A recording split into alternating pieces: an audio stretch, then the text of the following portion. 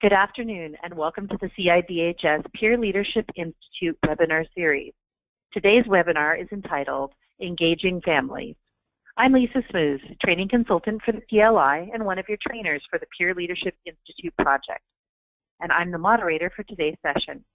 I am pleased to be joined by the rest of our team who will now introduce themselves.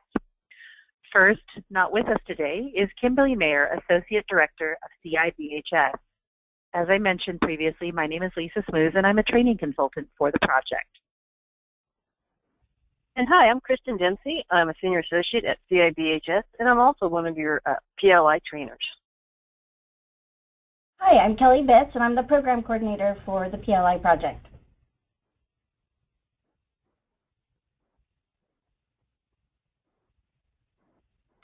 Next slide, Kelly.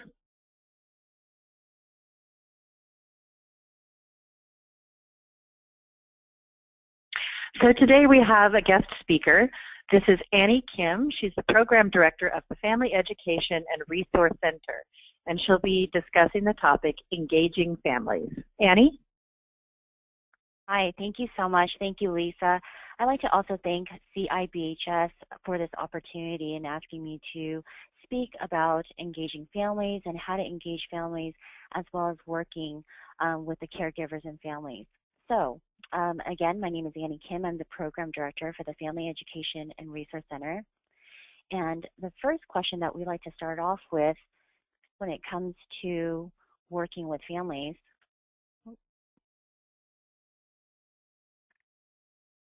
Kelly, do I have control of the panel?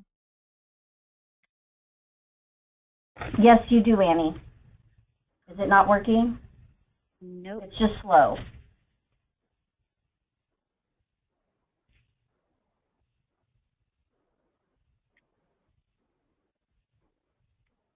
Here, I'll go ahead and move it for you. Oh, okay. Thank you. So the first question that we like to ask are, what are some of the challenges when working with families? I'd like to ask each of you to take a moment and think about this as you work with the families and the supports when it comes to their loved one or your client. What are some of the challenges that families, when it comes to working with the families, what are these challenges that you have to deal with? And the second question is, what are some of the strengths when it comes to working with the families? So I'd like to ask that you please keep both of these questions in mind so that as we're going through this presentation, that we will often think back to these questions. So we're going to focus on thinking about the challenges when it comes to working with families, as well as the strengths that families bring to the team.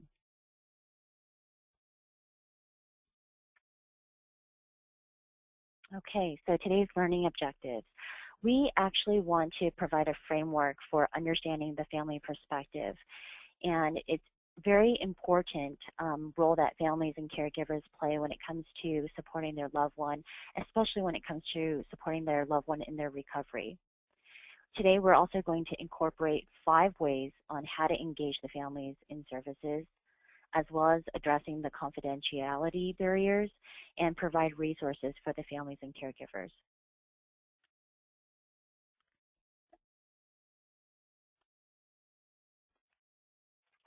So a little bit of background and context as to who FERC is, the Family Education and Resource Center. We are a program under the Mental Health Association here in Alameda County. We're contracted by Alameda County Behavioral Health Care Services and funded by Mental Health Services Act, also known as Proposition 63. We opened for services in September of 2009, and to date, we have now served close to 14,000 clients, and that's unduplicated numbers here in Alameda County. And we're a very unique program in the sense that we provide services to the families and caregivers who have a loved one with a mental health challenge. And we are unique in the sense that everyone on staff at FERC are family members ourselves. Each of us have somebody in our immediate family that has a mental health challenge or issue, and we have been, a big support in their recovery. So we are peers ourselves when it comes to this. Okay, So who are the clients of FERC? And the way that we generalize it very simply, it's anybody who has caring concern for someone who has a mental health issue, living with, you know, mental health challenges. It's very hard, and the support, the support that's required and needed, and oftentimes families and caregivers, need support themselves. And I also want to define the term family as I use it. Sometimes it could be, somebody biologically related to you, either the parents, siblings, children, etc. However, here at FERC, our clients, when we say family, it could be anybody who has care and concern. So you don't have to be biologically related. It could be your best friend, your partner, your colleague, or your neighbor. We often get calls from the different college campuses in the Bay Area. And oftentimes roommates will call and say, I'm not related to my roommate, but I'm actually really concerned about her. And we'll say, that's fine, you've called the right place. So again, our clients is anybody who has care and concern for somebody who may be experiencing some mental health challenges, and we're here to support them.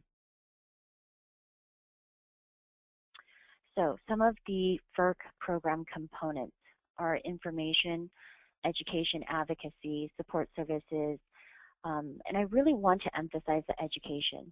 It's absolutely important for families or anybody who's providing that support to their loved one to have the right education and the information when it comes to whether it's a mental health diagnosis, whether it's medication, or different treatment options, different types of providers, what's available. These are all very crucial things that, as a support person, you need to have, so that the better educated you are, the better help, the better support person that you can be for your loved one or your client. Advocacy and support service, this is huge. Here at FERC, we actually support our clients by whether it's going to schools and advocating for them, for their loved one, going to court, etc. The next one is connecting clients to available and appropriate resources. And I really want to highlight available and appropriate. How many times have we been referred to a program or been given a number and it's completely not what we were asking for or looking for? I think many of us are probably shaking our heads and nodding. But available and appropriate resources, it causes fatigue and it causes a lot of frustration when you receive resources and they're not the right place to call. And so that's something that we also provide, is making sure that a program or a resource or a person that we're connecting you to is going to not only just be available, but the right person to talk with. So we do warm transfers, and I'll get more into that later. We also help our clients navigate the behavioral healthcare system in Alameda County.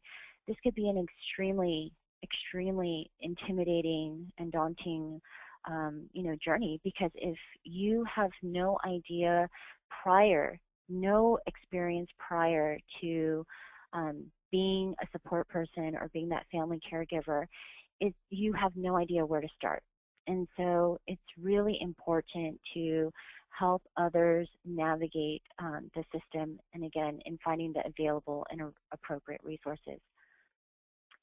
And all services are free of charge. That is very important to our clients that we serve, that all of our materials that we share, all of the books that they can borrow, the videos, the computer, everything that we provide is free of charge, especially like the workshops, because we believe that financial resources or barriers to these should not be the actual barriers or obstacles for people of the community to receive this information.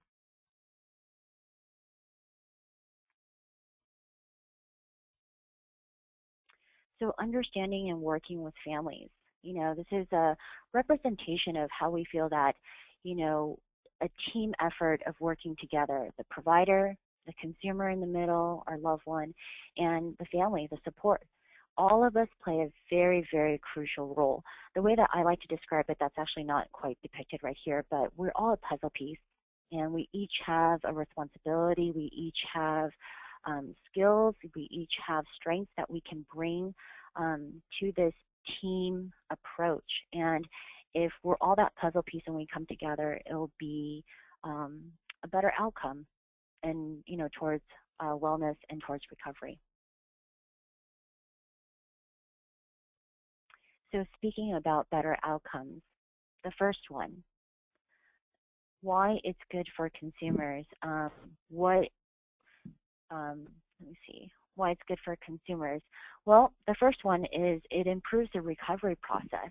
Absolutely. When an individual feels that they have supports, they have people rallying around them, that they have people encouraging them, to whether it's to engage in groups or, going back to school or finding a job or, just being able to live their life, in a productive way, that this can improve outcomes, for our loved ones.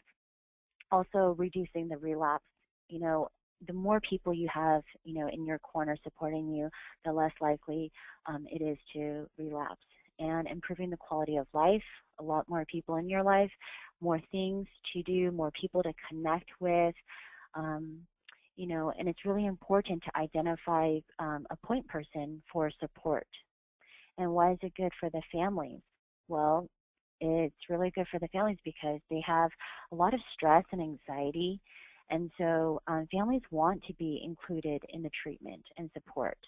They also want to understand that what their loved one is going through, and even for the families and caregivers, they want to know what their role is and how they can support them.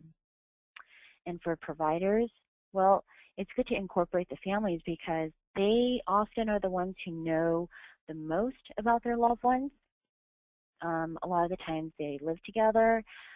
There's a lot of information that they hold that could be helpful for you as a provider, in terms of rather than trying to take time and finding out this information, by incorporating the support person or the family caregiver, a part of the team, you can find this information out a lot sooner or faster.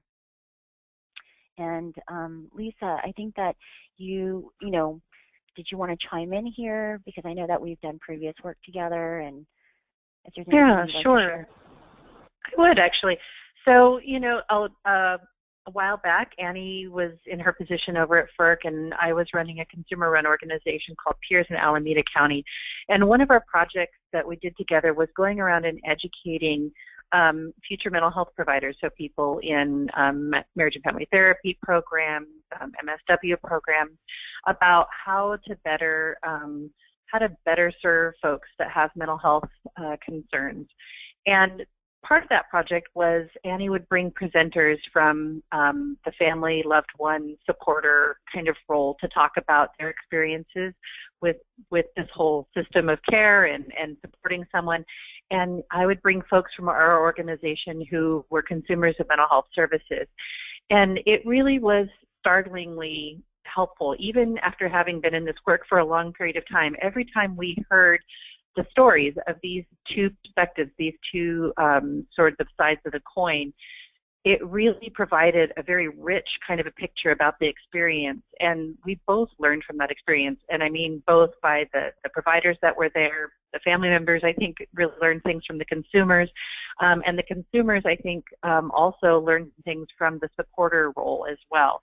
So that was a real learning experience for me about how much better it is for everyone involved, especially the person who's at the heart of this, which is the person who is having that mental health experience, to have that whole holistic support and the involvement of the family. And so for you as providers and as peers, really learning how to engage not only the consumer in the process, which many of you are already extremely well versed in, and especially as being a peer provider, and we've talked a lot about that during the Peer Leadership Institute, but also being able to engage these other parts of the system, the families is what we're talking about today, and of course other providers, really provides a better outcome and a better experience for everyone. Well, thank you. Thank you so much, Lisa, for sharing that. So for the next slide, we're going to just kind of rewind a little bit and just talk about the family experience and what families go through when they learn that their loved one is facing some mental health challenges. So we have it categorized in 4 different stages. And in stage 1, oftentimes if you meet families, caregivers, supporters who are in stage 1, oftentimes people call it the denial. They may be feeling really overwhelmed and shocked, and also probably minimizing the issue of, oh, this is just a phase. How many of us have met people who are in this stage? I think a lot of us, have, found ourselves experiencing this, especially when it comes to supporting our loved one, of hoping that it is just a phase, that it's just momentary and it's just going to go away. But here are some appropriate interventions that you can work with, in this team setting, by even saying to the family caregiver, you're not alone. That goes so long in terms of for the family to feel like they're not the only family in this world that's experiencing this with their loved one, normalizing it for them, saying there are so many other families out there that are going through this, and even saying that there's support groups out there for them, organizations out there to support them as well, but also validating their feelings, that it's extremely difficult for them, and connecting the families to the appropriate resources, such as FERC and NAMI, National Alliance on Mental Illness. Stage 2, we often find families feeling a lot of shame, a lot of guilt, perhaps, just maybe even perhaps feeling depressed themselves. Thinking, gosh, did I cause this? Did I do something that made my loved one, feel this way? Or, maybe it was when he was a child, I did this, or I went back to work too early. I mean, there's so many things that families often think about of feeling, did they contribute to the mental health experience that their loved one is going through. And inappropriate interventions that come along with this is validating what the family caregiver is going through, providing that education that I mentioned earlier, really providing that information up front goes a long ways, as well as acknowledging that there are differences as well as similarities within emotional stages. Oftentimes, when we meet families, our clients who come to FERC, if there's a mom and a dad involved, sometimes mom is experiencing a different stage as dad, and it's okay because everybody experiences these emotions and these stages in their own way and in their own time. But some of these appropriate interventions for you as a provider, as a peer, really validating the family's experience and their feelings goes a long way. Stage number 3. This is when the denial stage is over, the blame and the shame, that feelings are over, where they're starting to find themselves and they're starting to figure out, maybe regaining some of their competence. And rather now they're experiencing the challenges within the system rather than themselves. And so, a lot of the times they're also experiencing stigma and discrimination. This happens quite often where even within families, families often find themselves maybe no longer being invited over to Thanksgiving dinner because,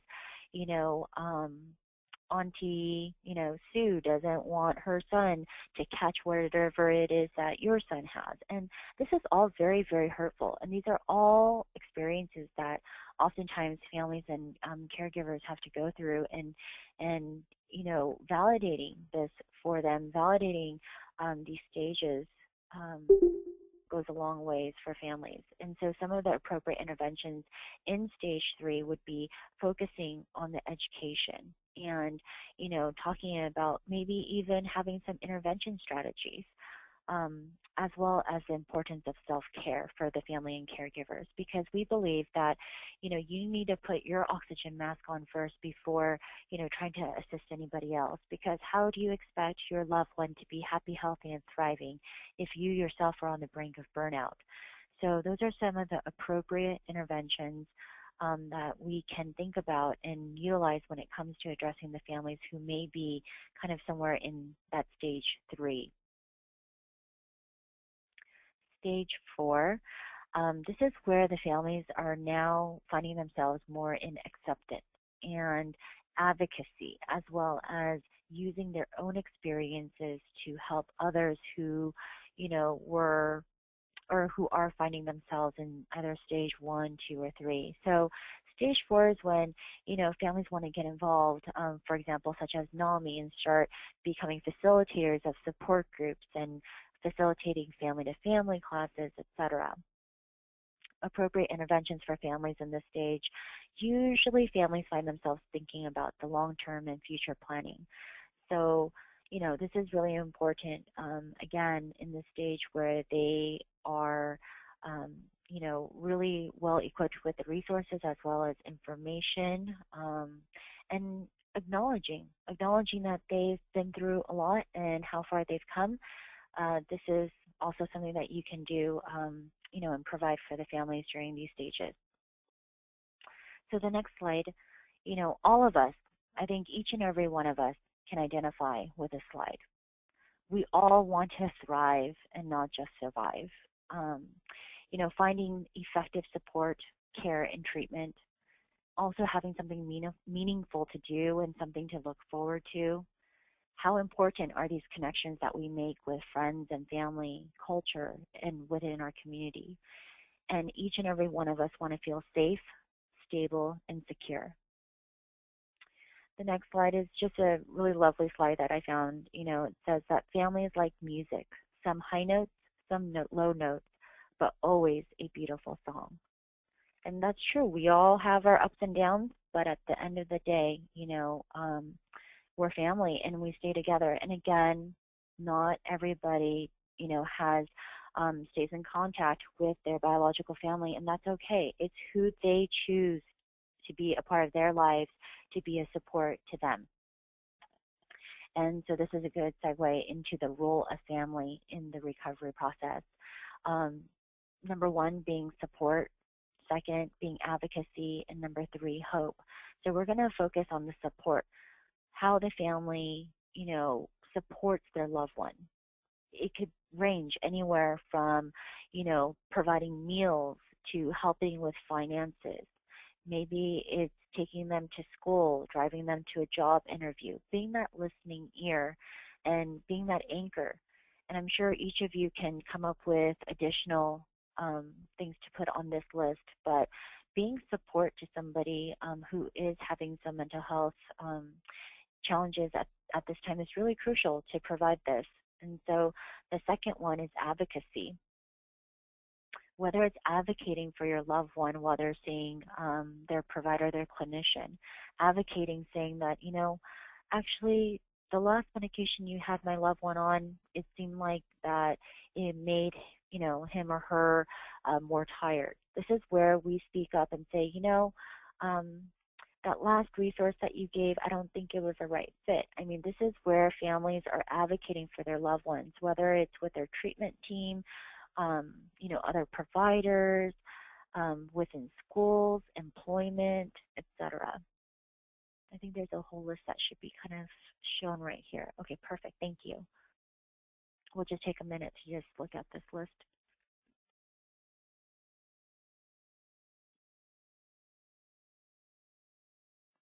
Okay, so then also hope. Absolutely, the role of family in recovery is hope. And something that we also like to say, within our groups here, our family groups, is even if you don't have the hope yourself, we will carry it for you. We will hold on to it for you until, you start to feel that hope.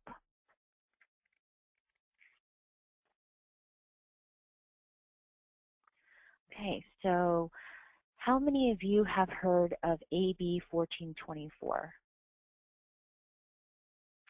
Assembly Bill 1424. Well, the best way to describe it is that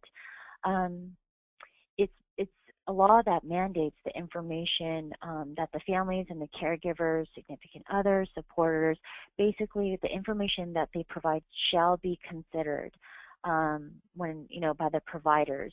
So a good example of when an AB 1424 is used as a tool is when, should your loved one or your client be hospitalized in an involuntary hold, oftentimes the treatment team has challenges when it comes to getting information. For example, history, what type of medication has he or she been on? Are there any allergies to these? What are the triggers? What are the things that, who are the supports, etc. So an AB 1424 is actually information that families or somebody who is in that support role can share with providers, whether it's directing this to the psychiatrist or the therapist or the social worker. It's information that you want to share about your loved one that you feel is important to incorporate for the determination of treatment, or how to even thinking about different medication, or because how would they know otherwise if your loved one is allergic to a certain medication or is triggered by the thought of, by talking about, a certain topic. So all this information that you provide on this form is used to help for the treatment team, not to hurt, but to help, so that, because otherwise they wouldn't have this information unless if your loved one has signed a consent and an authorization of release. So this is information that the families can provide, just a very, very brief history. You can even Google it. You can find it. There's not a single standard form, but you can see that there's a checklist of past symptoms, current symptoms, and if you need help in filling this out, please do not contact FERC for this, or even, I'm sure that they even have templates online. But the importance of the AB 1424, and it does not violate HIPAA, it's information that the support persons or the families are sharing to providers for the benefit of their loved one's treatment planning. So I hope that makes sense. It's not information that they're trying to get. They're not trying to get information about their loved one or their client. They are simply sharing the background history that's important for the treatment team to determine next steps. Okay, so with that being said, we're going to go ahead and get started in terms of how to engage the families. Well, solicit participation. Tell them that, what they bring to the team is valuable, that, we want to explore not just the family strengths, but individual. And, validating that each person has a strength that they're bringing to this team, because if I personally feel like, my loved one's provider doesn't value my input, why should I be a part of the team, right? But if you're reaching out to them, telling them that they have a lot more information, that they have so much more information that you otherwise would not have known, that you respect their experience, that, this will actually get them to feel comfortable and, want to be a part of the team. Being transparent is absolutely crucial, because I think all of us, when we work with somebody, we want to know up front, just so that we don't have any false expectations, or, we all understand our role and our responsibility when it comes to, being a part of this team. So another thing that we want to do is focus on shared goals. And it's really important to get everybody's buy-in at this particular stage, because nobody wants to be told what to do, what not to do, and especially when it comes to our loved ones, our consumers, if they don't want it or they don't buy into it, then there's absolutely no point in trying to push something. And same thing with the families. Don't offer that, friend or mom is going to drive someone to their next appointment when they weren't asked. So, it's really important that everybody has a shared goal and focusing on the shared goal. And another important part is to be non-judgmental of the different family dynamics that, you may observe, because culturally it might be different from what you're used to. Being sensitive to the different dynamics as well. So in order to keep it going, we want to, again, make sure that we stay persistent and consistent with this. We want to celebrate each success. And I always like to say that there's no such thing as big or small success, because success is success. And, we want to commend, the families for trying and for being a part of their loved ones, support corner, as well as their loved ones, just really celebrating each person's success, a part of this team. And having regular and open communication is also very important, to have that trust and to build that rapport, between the families, the consumers, and the providers. And earlier I had mentioned the importance of a warm transfer. This is the next slide. And warm transfer is not giving somebody a phone number and saying, good luck, hope everything works out, talk to you later. No, a warm transfer is when, we actually directly reach out to providers, another provider or another support person to incorporate upon this team, and say, look, you're going to expect a call from so-and-so, or, inviting that person to a meeting, because maybe the family and your client or your loved one does not feel comfortable yet to make these calls. Oftentimes when people hand out brochures or tell you to call this number, I can pretty much say that more than 50% of people don't call the number because, like I said earlier, we're fatigued. We're tired of calling the wrong number and the wrong program, or, being told once again that, yes, we provide these services, but we do not qualify. These are all the barriers that, we've been facing, within the mental health system. And so when you do a warm transfer, when you actually connect somebody to a live person, that person is very inviting, welcoming, is expecting the call, or even joining in on that meeting, the likelihood of our loved one, the likelihood of our client, the family supporters, coming together again and working as a team is so much likely to, to be a part of this team effort rather than pushing another number. So again, I really want to emphasize the importance of the warm transfers between providers and peers. Okay, so resources, another important aspect when it comes to,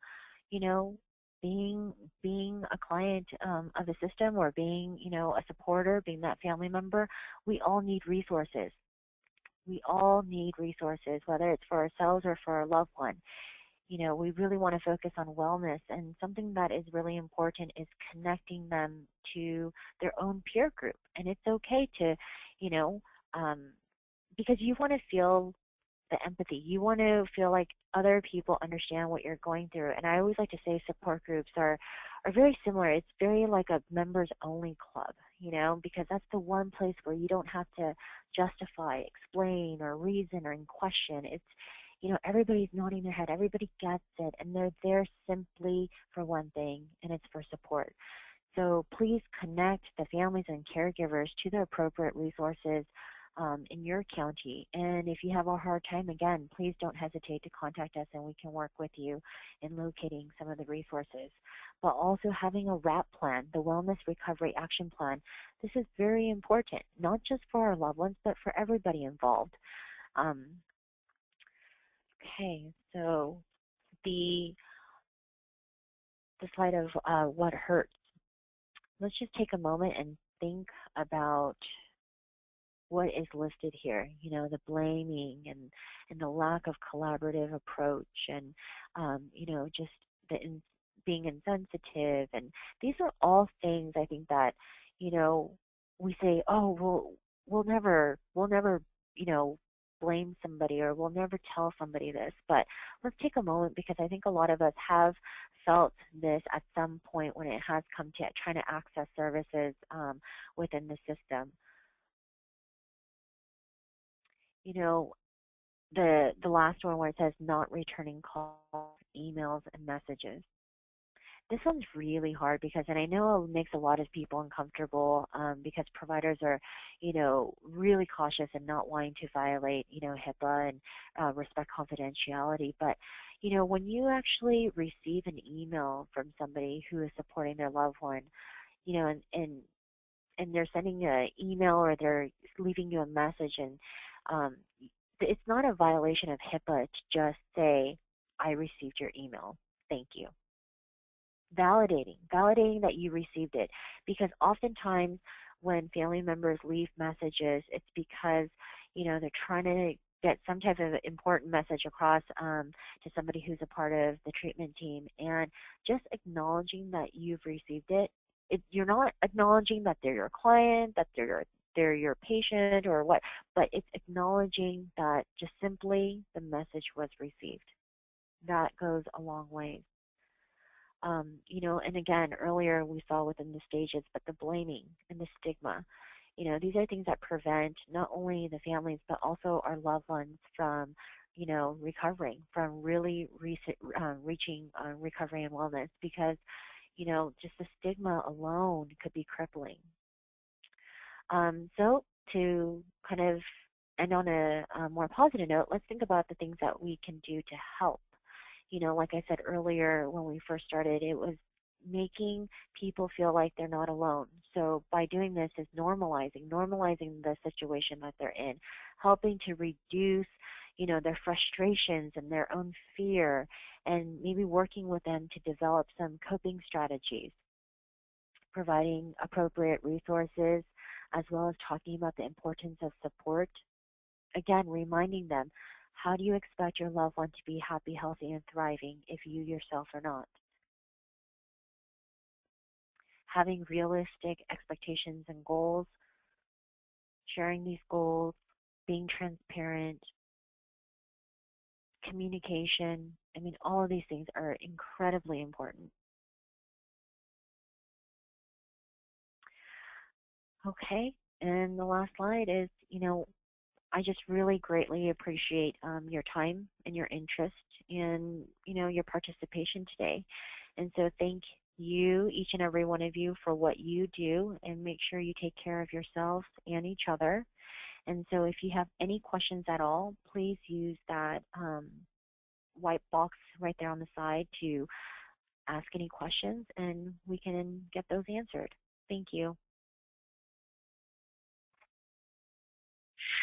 And while you're taking some time to answer those, ask those questions, I wanted to just let you know about our next upcoming webinar. This is the Intro to SPURT.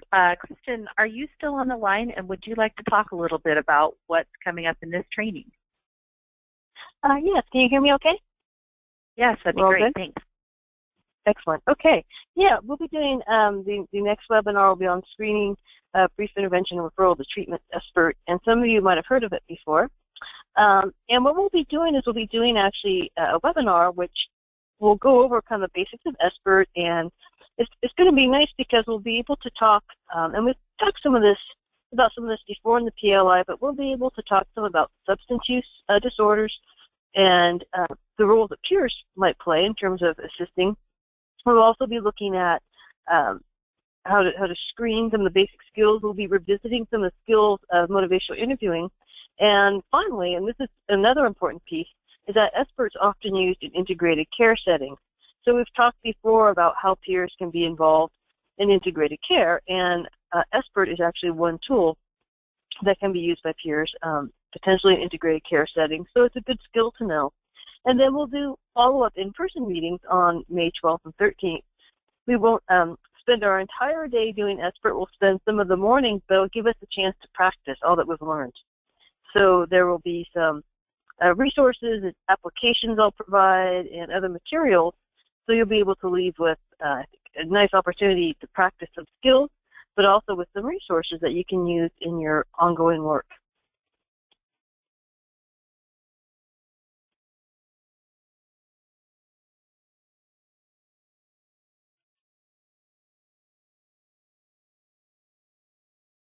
That's what I had for Great, effort. thank you.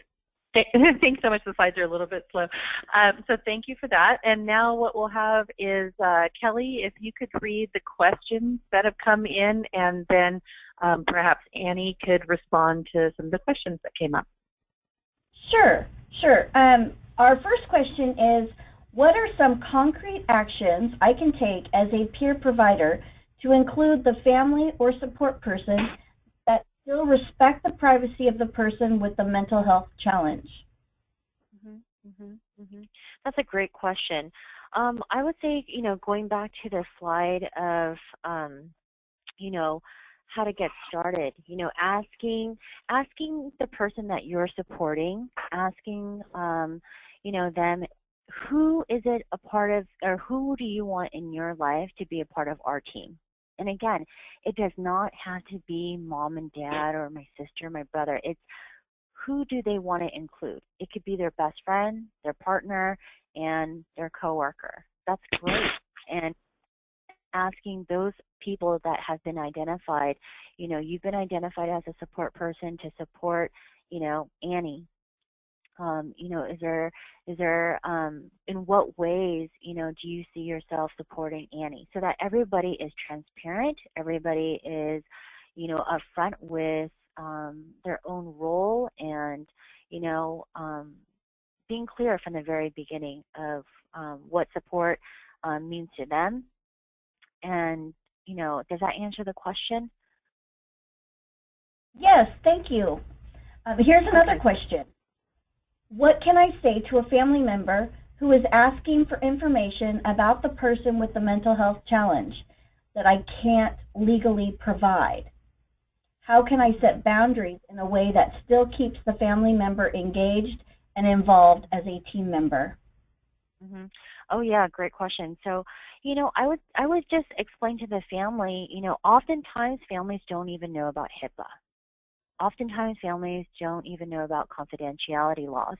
Because of the difference between the medical and psychiatric services, the reason why I think it throws a lot of family members or supporters off is because in the medical scene, if your loved one, is diagnosed, let's just say, with cancer, then immediately, you have the doctor who invites you into all the meetings and tells you all the, results and, shares what the prognosis is, et cetera, et cetera.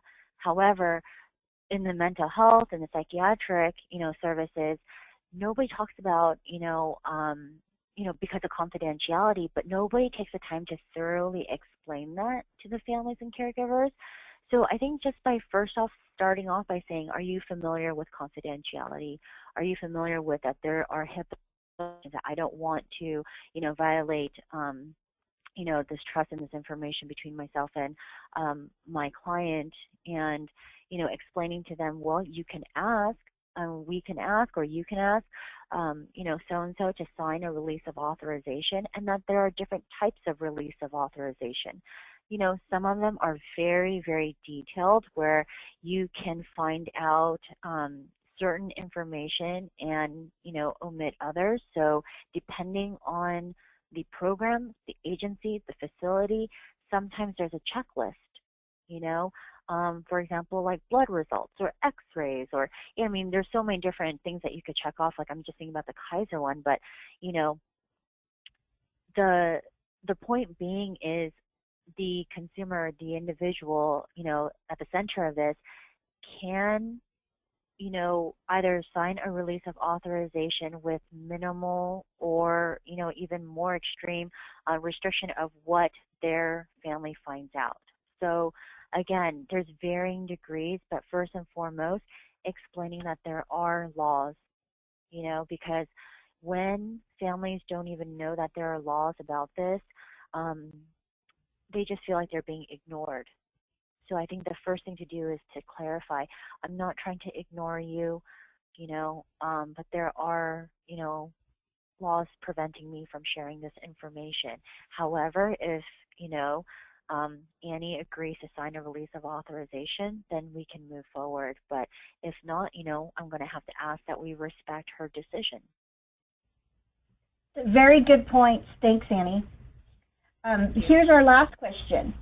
What do I do if the person with the mental health challenge doesn't want their family involved? Mm-hmm. And that's okay, you know, and like I said, you know, the term family is used very loosely. It's who they identify their family as or their support. Maybe they don't want to call them family, but their support. And so working with people that has been identified by the person that you're working with, that is what sets up this team aspect for success. So if they don't want their family involved, that's okay. It's who they choose. And, you know, even explaining, you know, to the family that, you know, your son or your daughter has chosen to include other supports, you know, for his or her recovery. And, you know, even talking to the person, what are there things that I can share with your immediate family, with mom and dad? You know, I understand that they're not a part of the support team, but you know, what can I share? Is there something that we can share? Even if it's like, you know, some type of update, because something is better than nothing, and, you know, we can keep it vague. I mean, it has to just be very open communication. And in terms of from the peer provider and their client, it's, you know, what would you like to share? And if they just say nothing at all, then we respect that. All right. Well, thank you. Thank you. Mm-hmm. All right. Well, that concludes our questions, and it concludes our webinar for today. I would like to thank everybody again for attending and remind everyone that there will be a short survey after you exit the webinar, and that this will be available online for later viewing at www.mentalhealthworkforce.org/PLI. Please join us next time. Thank you. Thank you.